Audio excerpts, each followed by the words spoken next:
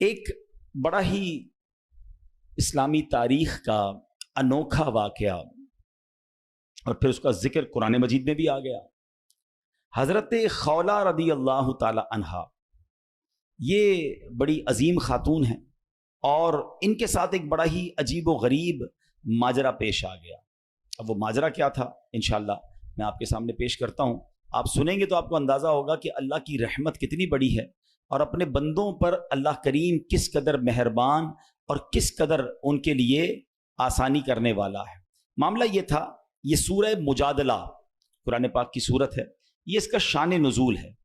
پہلے تو یہ سمجھ لیں کہ فقہی مسئلہ ایک ہے، تھوڑا ٹپیکل مسئلہ ہے، میں اس کی زیادہ ڈیپ میں نہیں جاؤں گا، میں اصل موضوع کی طرف رہوں گا۔ جو اس کو مزید ڈیٹیل میں پڑھنا چاہے تو پھر وہ علماء کرام سے رجوع کرے یا فقہی کتابوں میں پڑھ لیں۔ یہ مسئلہ کہلاتا ہے زہار، اور جو شادی شدہ لوگ ہوتے ہیں نا ان کو یہ مسائل ضرور سیکھنا چاہیے۔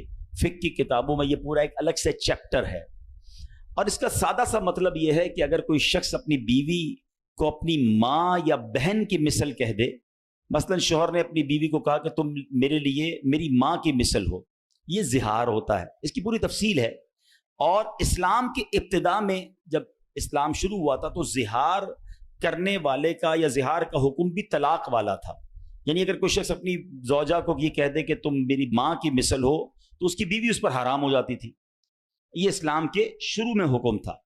اب ایک صحابیہ ہیں حضرت خولہ بنت ثعلبہ رضی اللہ تعالی عنہ، ایک مرتبہ ان کے شوہر نے انہیں کہہ دیا کہ تم تو میری ماں کی مثل ہو۔ کہنے کو تو کہہ گئے مگر پھر انہیں شرمندگی ہوئی کہ یہ میں نے کیا کہہ دیا۔ اب پریشانی ہو گئی کہ اس طرح تو نکاح ختم ہو جاتا ہے، بیوی اپنے شوہر پر حرام ہو جاتی ہے۔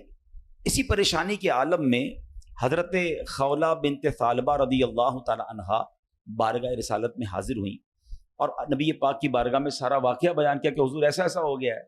تو پیارے آقا علیہ الصلوۃ والسلام سے عرض کی کہ حضور میرا مال ختم ہو چکا ہے، میرے ماں باپ وفات پا چکے ہیں، عمر میں بھی میری زیادہ ہو گئی ہے، بچے بھی میرے چھوٹے چھوٹے ہیں، میں اگر انہیں اپنے باپ کے پاس چھوڑوں تو ماں کے بغیر ننھے بچوں کی پرورش کیسے ہو سکے گی، اور اپنے پاس رکھوں تو پیسے تو ہیں نہیں میرے پاس، بھوکے مر جائیں گے۔ اب ایسی کیا صورت ہو کہ میری اور میرے شوہر کے درمیان جدائی نہ ہو۔ رسول رحمت شفیع امت صلی اللہ تعالی علیہ وسلم نے ساری عرض سن کر فرمایا تمہارے مسئلے کے متعلق میرے پاس کوئی حکم نہیں ہے۔ یعنی ابھی تک زہار کے متعلق کوئی نیا حکم نازل نہیں ہوا تھا، اور پرانا دستور تو یہی تھا کہ جو زہار کرے گا عورت اس کی حرام ہو جائے گی، قانون یہی تھا۔ حضرت خولہ بڑی پریشان، دل غم سے ڈوب گیا، اور رہ کر انہیں بچوں کا خیال آ رہا تھا۔ بار بار بارگاہ رسالت میں عرض کی کہ حضور میرے شوہر نے طلاق کا لفظ نہیں بولا تھا، وہ میرے بچوں کے ابو ہیں، یا رسول اللہ صلی اللہ علیہ وسلم کوئی تو صورت بتائیے۔ لیکن رسول اکرم علیہ الصلوۃ والسلام نے یہی جواب دیا کہ میرے پاس تو وہی حکم ہے، یعنی اس کے لیے کوئی نیا حکم ابھی نازل نہیں ہوا۔ اب جب دیکھا کہ کوئی جو خواہش ہے، جو تمنا ہے، ایسا کوئی رزلٹ مل نہیں رہا، ایسا کوئی جواب آ نہیں رہا، تو اللہ اکبر، بے قرار دل کے ساتھ حضرت خولہ نے اللہ کی بارگاہ میں ہاتھ اٹھائے ہیں، رب کی بارگاہ میں گریہ وزاری، آنسو بہا کر عرض کی کہ اے اللہ میری محتاجی، بے کسی، پریشان حالی پر رحم فرما، اپنے محبوب علیہ الصلوۃ والسلام پر ایسا حکم نازل فرما جس سے میری مصیبت دور ہو جائے۔ آپ روتی رہیں، اللہ کی بارگاہ میں دعا کرتی رہیں۔ اللہ اکبر، غمگین دل سے پکارا تھا نا، توجہ کے ساتھ پکارا تھا، گریہ وزاری کے ساتھ پکارا تھا۔ رب کریم کی بارگاہ میں دعا کیسی قبول ہوئی کہ جبریل امین وحی لے کر حاضر ہو گئے، نبی پاک کی بارگاہ میں قرآن پاک کی آیت لے کر آئے، اور یہ سورہ مجادلہ 28ویں پارے کی یہ سورت ہے، اور سورہ مجادلہ کی ابتدائی آیتیں نازل ہوئیں۔ اب اللہ قرآن مجید میں کیا ارشاد فرماتا ہے؟ بسم اللہ الرحمن الرحیم، الذین یظاہرون منکم من نسائہم ما ہن امہاتہم ان امہاتہم الا اللائی ولدنہم وانہم لیقولون منکرا من القول وزورا وَإِنَّ اللَّهَ لَعَفُوٌّ غَفُورٌ۔ اللہ قرآن میں فرماتا ہے تم میں سے وہ لوگ جو اپنی بیویوں کو اپنی ماں جیسی کہہ بیٹھتے ہیں، وہ ان کی مائیں نہیں، ان کی مائیں تو وہی ہیں جنہوں نے انہیں جنم دیا، اور بے شک وہ ضرور ناپسندیدہ اور بالکل جھوٹ بات کہتے ہیں، اور بے شک اللہ ضرور بہت معاف کرنے والا، بہت بخشنے والا۔ اللہ، اب اور بھی اس کی آیتیں ہیں اس سورت کی۔ تو اب خلاصہ کیا ہوا کہ حضرت خولہ رضی اللہ تعالی عنہا کی دعا کی برکت سے زہار کا پہلے والا حکم منسوخ کر دیا گیا اور نیا حکم نازل ہوا. یعنی اب قیامت تک کے لیے اصول بن گیا کہ زہار جو ہے وہ طلاق کے حکم میں نہیں ہے، البتہ بہت ناپسندیدہ ہے، جھوٹی بات ہے، اس سے بچنا لازم ہے.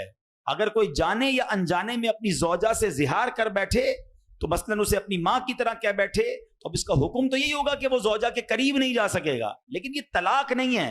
اب اس کی کفارے ہیں، اس کی پوری ڈیٹیل ہے، تو میں یہ نہیں چاہوں گا کہ اس کی میں مزید ڈیٹیل میں جاؤں. اللہ نہ کرے ایسا کوئی معاملہ ہو جائے، اس کی تفصیل پڑھنی ہو تو بہار شریعت میں موجود ہے، ورنہ مفتیان کرام سے رجوع کیا جائے. میرا یہاں پر جو ٹاپک ہے، جو بات، جس موضوع کو مجھے لے کر چلنا ہے آج کے بیان میں، کہ غمگین دل سے، دکھے دل سے، بے قراری کے ساتھ اور پھر توجہ کے ساتھ جب بارگاہ الہی میں دعا کی جاتی ہے نا تو بڑی بڑی مشکلیں ٹل جایا کرتی ہیں، بڑے بڑے مسئلے حل ہو جایا کرتے ہیں. یعنی یہ اتنی غمگین تھی، اتنی دکھی تھی، اپنے بچوں کی فکر تھی، اور جب بارگاہ الہی میں دعا کی تو آپ سوچیں یہ چھوٹی بات نہیں ہے.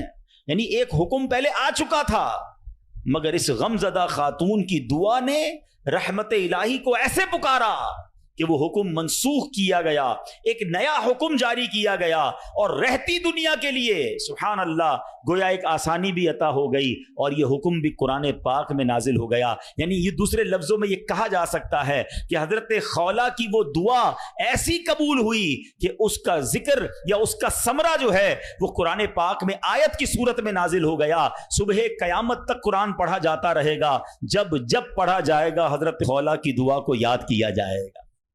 یہ ہے دعا.